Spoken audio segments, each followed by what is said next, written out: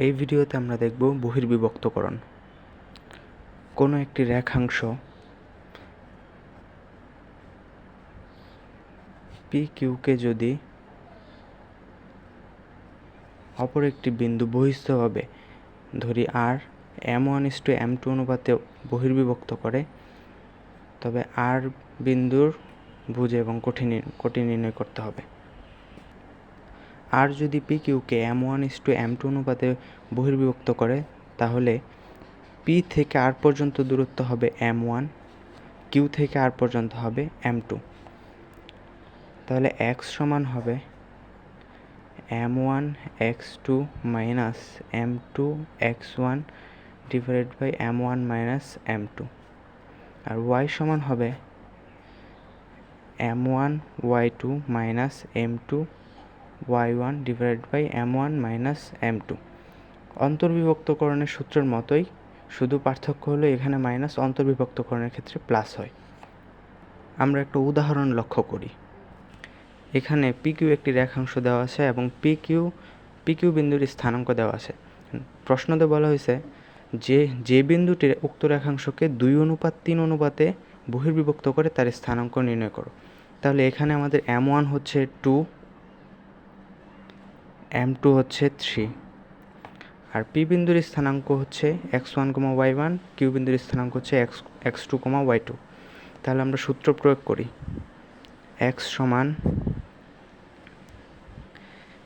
M1x2 minus M2x1 divided by M1 minus M2 সমান 1/-1 সমান -1। তাহলে y সমান M1 into y2 minus M2 into y1 divide by M1 minus M2। তাহলে হচ্ছে is equals to -6। তাহলে আমাদের নির্ণয় বিন্দুর স্থানাঙ্ক আর বিন্দুটি হচ্ছে -1,6। এখন আমরা আগের ভিডিওতে দেখেছিলাম যে অন্তর্বিভক্তকরণের ক্ষেত্রে MCQ কীভাবে আমরা শর্টকাট অ্যাপ্লাই করতে পারি। অনুরূপভাবে বহির্বিভক্তকরণে আমরা একটি শর্টকাট অ্যাপ্লাই করতে পারি। আমাদের রেখাংশটি ছিল PQ, P বিন্দুর স্থানাঙ্ক ছিল 3,4 এবং Q ছিল 5,9। এখন আর বিন্দুটি উক্ত রেখাংশকে 2:3 অনুপাতে বহির্বিভক্ত করে,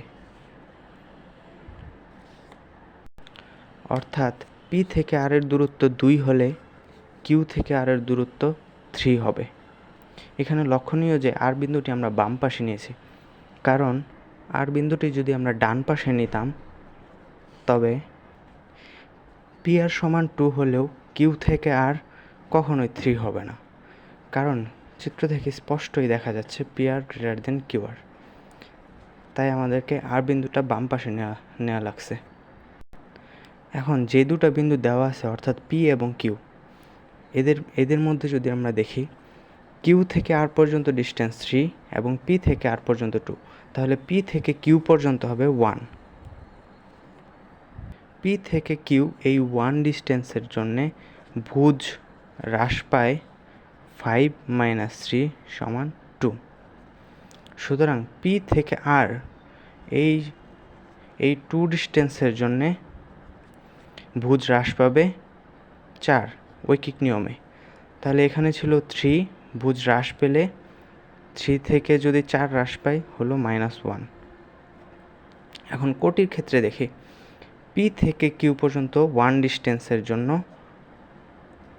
কোটি হ্রাস পায় 9 - 4 সমান 5।